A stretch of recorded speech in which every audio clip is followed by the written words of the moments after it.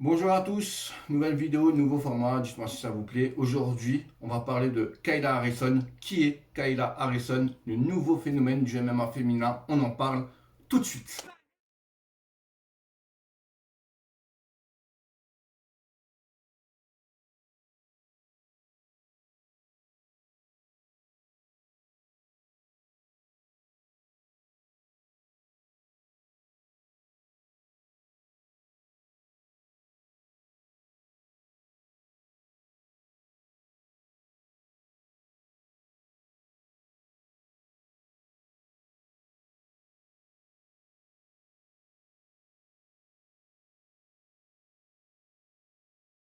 Kayla Harrison est une boxeuse américaine, une judokate américaine, une ancienne judokate comme je le disais. Elle fait du MMA, elle a fait sa transition, elle est à 12-0, elle combat au PFL et elle s'entraîne à l'American Top Team avec une certaine Amanda Nunes dont on va parler plusieurs fois durant cette vidéo. Beaucoup de personnes pensent que Kayla Harrison est la nouvelle Ronda Rousey de l'UFC. Pourquoi? Parce que Kayla Harrison est 2 fois championne olympique de judo, tout comme a pu l'être Ronda Rousey, et qu'aujourd'hui Kayla Harrison est dans le MMA. Elle a signé avec la promotion PFL, donc Professional Fighter League. C'est une toute nouvelle organisation qui marche comme les systèmes de playoff, comme on peut le voir en NASCAR ou en NBA ou en NFL. Et elle est double championne en titre des lightweight, il me semble, dans cette catégorie. Sauf qu'il se pose un problème, je suis désolé, mais il n'y a personne à son niveau au PFL.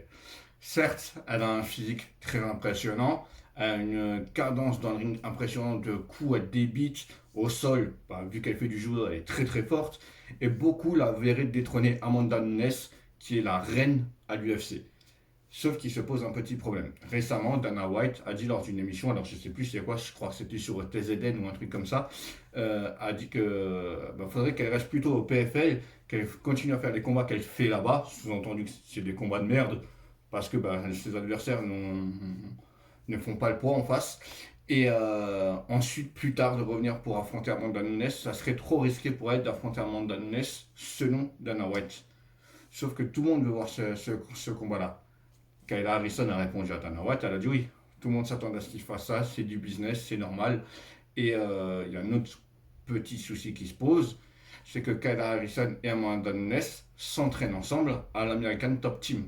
Donc ils se connaissent déjà, je dirais pas pratiquement par cœur, mais ils se connaissent déjà assez bien. Alors du coup, qui pourrait-elle affronter? Et bien, il y a Chris Cyborg, donc celle qui avait perdu contre Amanda Nunes à l'UFC et qui depuis est au Bellator, la deuxième grosse organisation de MMA, et qui est championne là-bas au Bellator. Mais le problème aussi pour Chris Cyborg, il n'y a pas vraiment de défi là-bas pour elle, pour Chris Cyborg. Et du coup, Kayla Harrison pourrait aller au Bellator et affronter Chris Cyborg. Et là, ça serait un combat à référence pour Kayla Harrison. C'est ça le problème, c'est qu'aujourd'hui, Kayla Harrison, certes, elle est impressionnante de qualité, de niveau, de technique, mais elle n'a pas de combat référence encore, alors qu'elle est déjà à 12-0. Par exemple, je vais faire une petite transition, vu qu'on vient de savoir qui va affronter Tony Yoka le 15 janvier, c'est Carlos Takam. Tony Yoka, s'il gagne contre Carlos Takam, il sera à 12-0, mais Tony Yoka a déjà des combats références, comme Johan Jopa par exemple. Du coup, c'est ce qui manque à Kayla Harrison. Et Chris Cyborg serait un bon défi pour elle. Mais le problème qui se pose, parce qu'il y a toujours, qu'une question de problème ce truc-là, c'est que si tu es combattant de MMA, ton seul et unique but, logiquement, c'est d'aller dans la meilleure organisation possible. Et aujourd'hui, et à mon avis, je pense que ça va rester pendant longtemps, très longtemps, la meilleure organisation au monde de MMA, c'est l'UFC, en termes de prix, en termes de visibilité et en termes de niveau. Aujourd'hui, il n'y a rien de mieux que l'UFC quand tu fais du MMA. Donc tout le monde va aller au MMA. C'est comme quand tu es pilote de course, ton seul et unique but c'est d'aller en Formule 1. Parce que c'est le top du top, c'est là où il y a les meilleurs pilotes. Du coup, voilà, Kayla Harrison est libre de tout contrat. Qu'est-ce qu'elle va faire? UFC, Bellator. Mais moi, j'émettrais une autre hypothèse, même si ça serait un peu problématique aussi qu'au PFL, c'est d'aller au One Championships. C'est une organisation de MMA, de mixed martial arts, de Muay Thai, de kickboxing. Ils font pas mal de trucs. Sauf que ça se passe en Asie, au Japon, en Chine, en Indonésie, tout ça. Sami Sana, qui est un combattant de Muay Thai, combat là-bas pour cette organisation-là.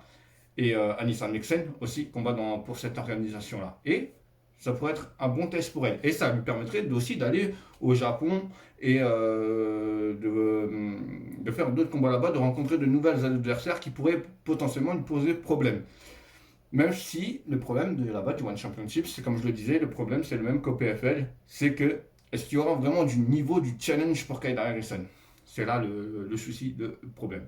Moi je pense qu'il vaudrait mieux qu'elle aille au Bellator, d'abord faire un combat, parce que tu peux pas venir tout de suite dans une organisation et affronter la championne, autant talentueuse que tu sois, même si tu es 2 fois championne olympique, pour moi je trouverais pas ça correct.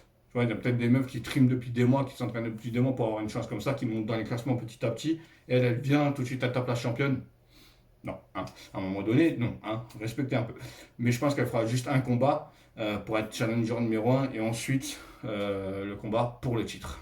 Chris Cyborg, qui vient de répondre il n'y a pas longtemps en interview, puisqu'elle avait un combat là contre une brésilienne, dont j'ai oublié le nom, mais j'ai regardé le combat juste avant, KO au premier round, un crochet, boum, voilà, incroyable. Chris Cyborg, l'autre en face, enfin, je sais pas, ne faisait pas peur, mais elle s'est fait surprendre par le crochet, et Chris Cyborg, c'est un monstre de puissance.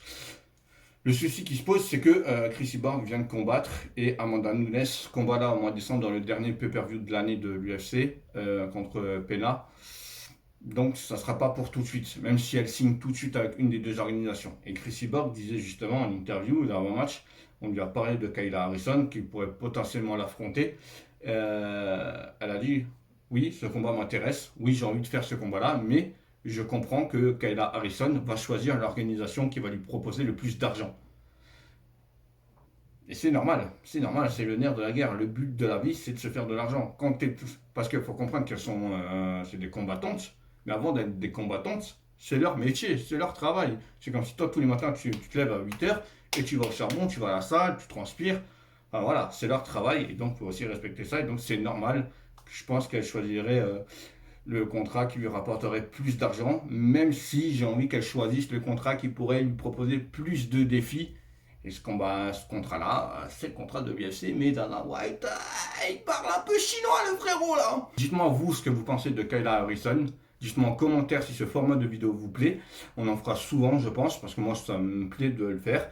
Et j'en ai déjà en stock, donc de toute façon c'est trop tard, ouais, même si ça vous plaît pas. D'ici là, faites attention à vous, portez-vous bien. Ciao tout le monde. Peace.